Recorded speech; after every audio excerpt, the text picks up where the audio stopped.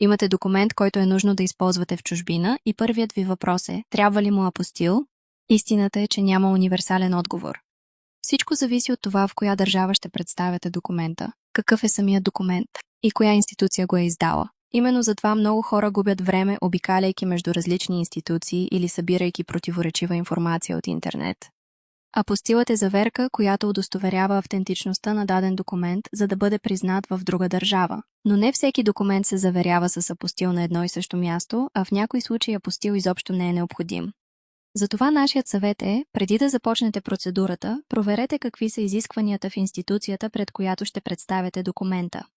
А ако не сте сигурни какво е необходимо, свържете се с нас. Ще разгледаме конкретния ви случай, ще ви кажем дали е необходим апостил, как и къде се извършва легализацията и ще ви съдействаме с целия процес. А ако искате първо да се запознаете с темата, в статията ни сме събрали най-важното, което трябва да знаете за апостила. Линкът е в описанието.